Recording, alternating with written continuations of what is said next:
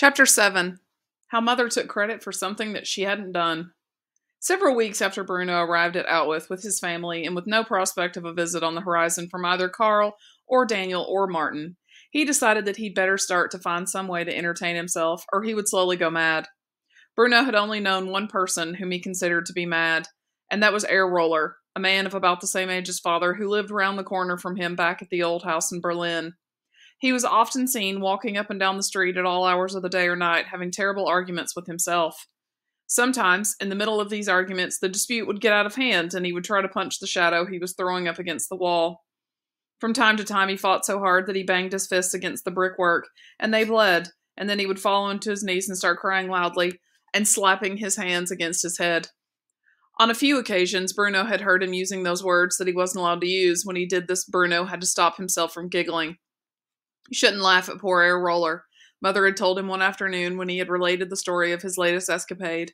You have no idea what he's been through in his life. He's crazy, Bruno said, twirling a finger in circles around the side of his head and whistling to indicate just how crazy he thought he was. He went up to a cat on the street the other day and invited her over for afternoon tea. What did the cat say? Asked Gretel, who was making a sandwich in the corner of the kitchen. Nothing, explained Bruno. It was a cat. I mean it, Mother insisted.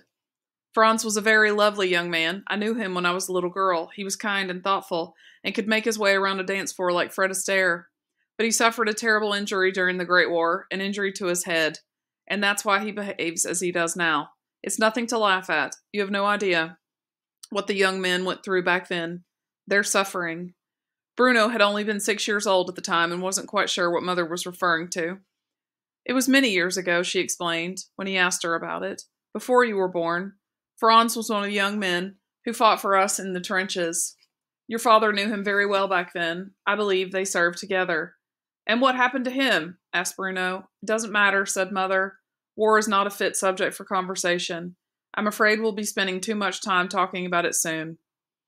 That had been just over 3 years before they all arrived at Outwith, and Bruno hadn't spent much time thinking about Air Roller in the meantime, but he suddenly became convinced that if he didn't do something sensible, something to put his mind to use, then before he knew it, he would be wandering around the streets having fights with himself and inviting domestic animals to social occasions too. To keep himself entertained, Bruno spent a long Saturday morning and afternoon creating a new diversion for himself. At some distance from the house, on Gretel's side, and impossible to see from his own bedroom window, there was a large oak tree, one with a very wide trunk, a tall tree with hefty branches, strong enough to support a small boy. It looked so old that Bruno decided it must have been planted at some point in the late Middle Ages, a period he had recently been studying, and was finding very interesting, particularly those parts around knights, who went off on adventures to foreign lands and discovered something interesting while they were there. There were only two things that Bruno needed to create his new entertainment: some rope and a tire. The rope was easy enough to find, as there were bales of it in the basement of the house, and it didn't take long to do something extremely dangerous and find a sharp knife and cut as many lengths of it as he thought he might need. He took these to the oak tree and left them on the ground for future use. The tire was another matter. On this particular morning, neither Mother nor Father was at home. Mother had rushed out of the house early and taken a train to a nearby city for the day for a change of air, while Father had last been seen, heading in the direction of the huts and the people in the distance outside Bruno's window. But as usual, there were many soldiers' trucks and jeeps parked near the house, and while he knew it was impossible to steal a tire off any of them, there was always the possibility that he could find a spare one somewhere. As he stepped outside, he saw Gretel speaking with Lieutenant Kotler, and without much enthusiasm decided that he would be the sensible person to ask. Lieutenant Kotler was the young officer whom Bruno had seen on his very first day at Outwith. The soldier who had appeared upstairs in their house and looked at him for a moment before nodding his head and continuing on his way. Bruno had seen him on many occasions since. He came in and out of the house as if he owned the place, and Father's office was clearly not out of bounds to him at all. But they hadn't spoken very often. Bruno wasn't entirely sure why, but he knew that he didn't like Lieutenant Kotler. There was an atmosphere around him that made Bruno feel very cold and want to put a jumper on. Still, there was no one to ask, so he marched over with as much confidence as he could muster to say hello. On most days, the young lieutenant looked very smart, striding around in a uniform that appeared to have been ironed while he was wearing it. His black boots always sparkled with polish, and his yellow blonde hair was parted at the side and held perfectly in place with something that made all the comb marks stand out in it, like a field that had just been tilled. Also, he wore so much cologne that you could smell him coming from quite a distance. Bruno had learned not to stand downwind of him, or he would risk fainting away. On this particular day, however, since it was Saturday morning and was so sunny, he was not so perfectly groomed. Instead, he was wearing a white vest over his trousers and his hair flopped down over his forehead in exhaustion. His arms were surprisingly tanned, and he had the kind of muscles that Bruno wished he had himself. He looked so much younger today that Bruno was surprised. In fact, he reminded him of the big boys at school, the ones he always steered clear of. Lieutenant Cutler was deep in conversation with Gretel, and whatever he was saying must have been terribly funny, because she was laughing loudly and twirling her hair around her fingers into ringlets. "Hello," said Bruno, as he approached them, and Gretel looked at him irritably.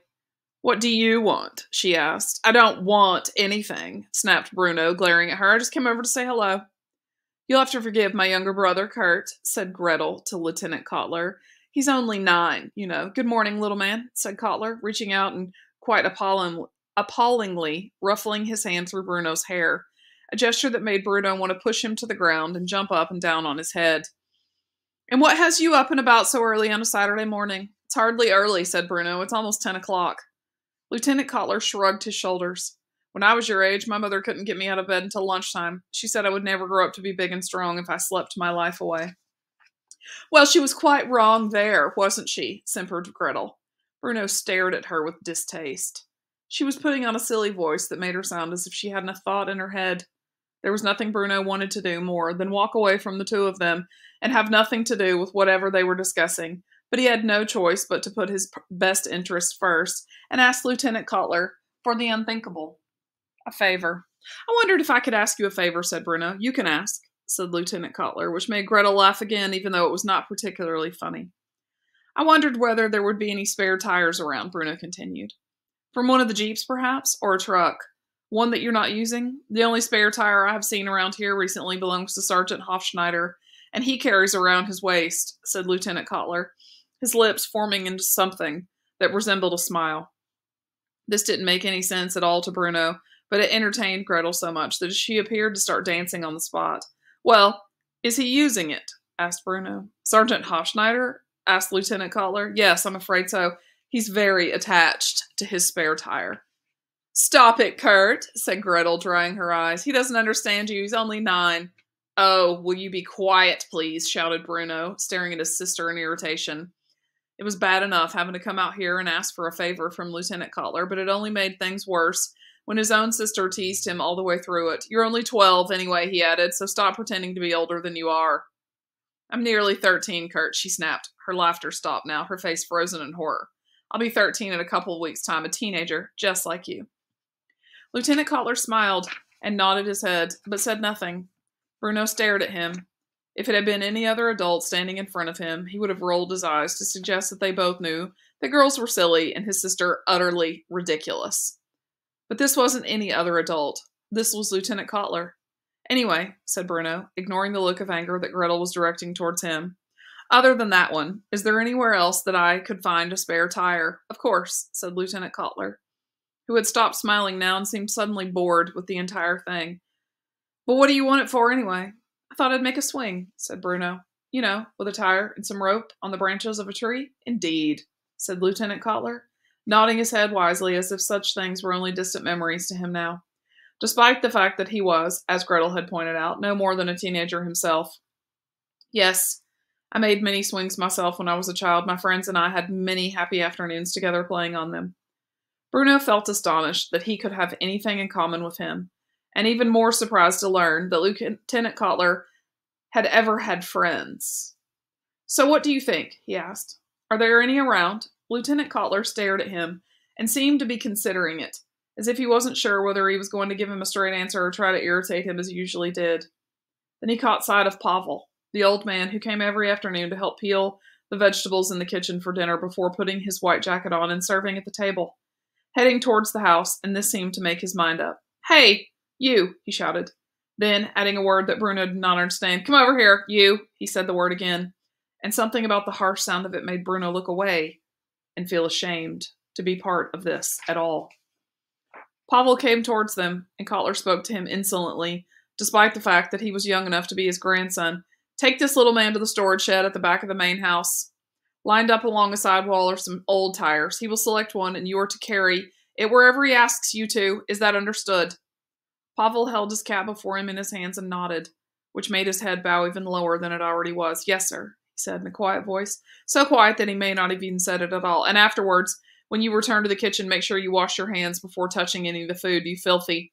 Lieutenant Kotler repeated the word he had used twice already, and he spat a little as he spoke. Bruno glanced across at Gretel, who had been staring adoringly at the sunlight bouncing off Lieutenant Kotler's hair, but now, like her brother, looked a little uncomfortable. Neither of them had ever really spoken to Pavel before, but he was a very good waiter, and they, according to father, did not grow on trees. "Off you go, then," said Lieutenant Kotler, and Pavel turned and led the way towards the storage shed, followed by Bruno, who from time to time glanced back in the direction of his sister and the young soldier and felt a great urge to go back there and pull Gretel away, despite the fact that she was annoying and self-centered and mean to him most of the time. That, after all, was her job. She was his sister, but he hated the idea of leaving her alone with a man like Lieutenant Kotler. There really was no other way to dress it up. He was just plain nasty.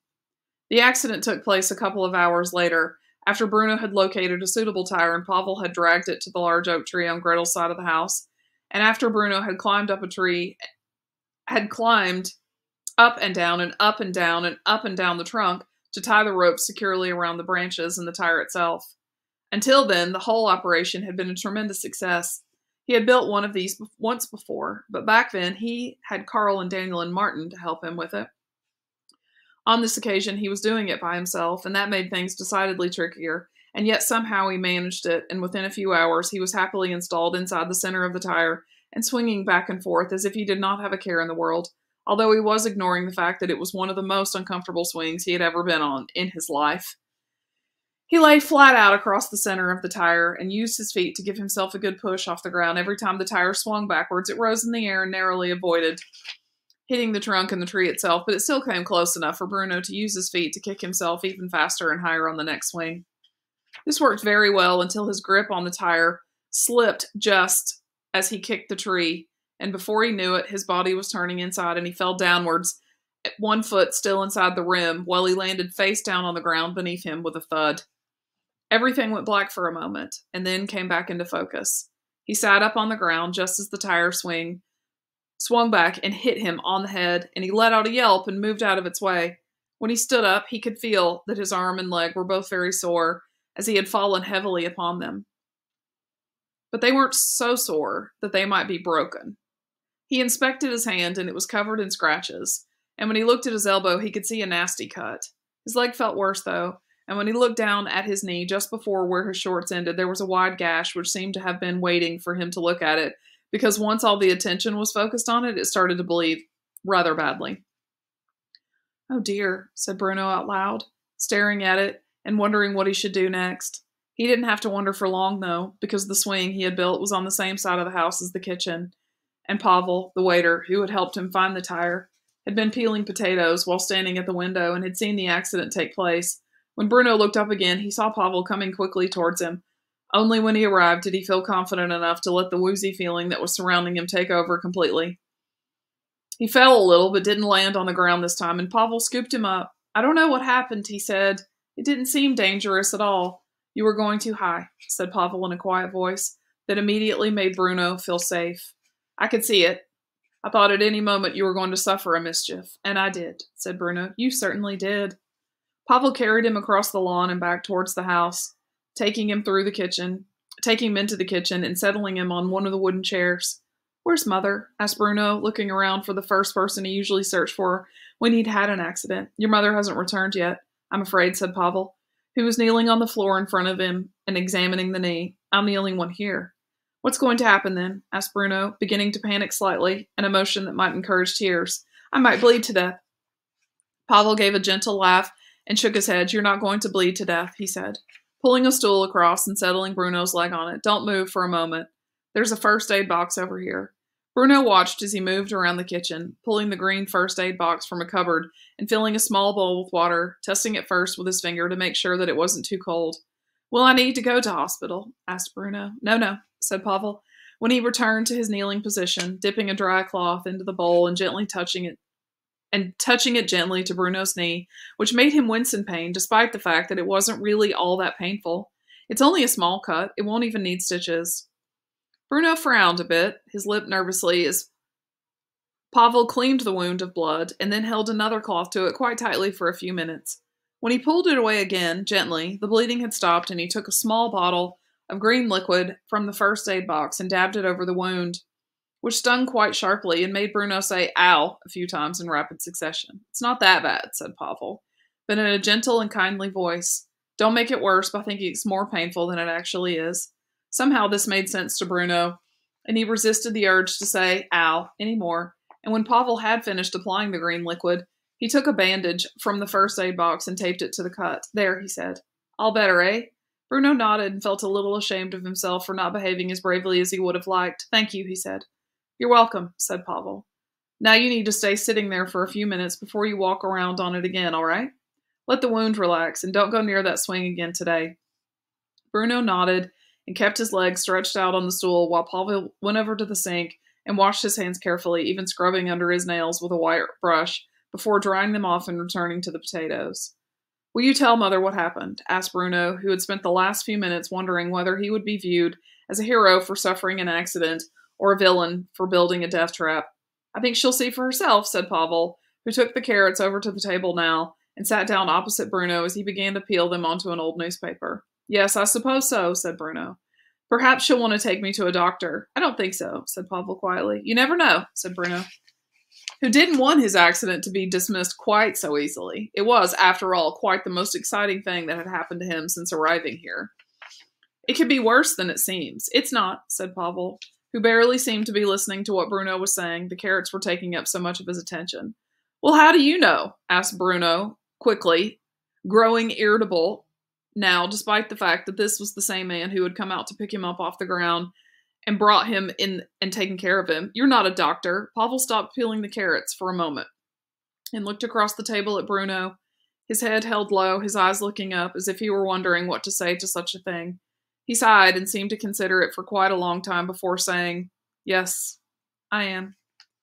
Bruno stared at him in surprise. This didn't make any sense to him. But you're a waiter, he said slowly, and you peel the vegetables for dinner.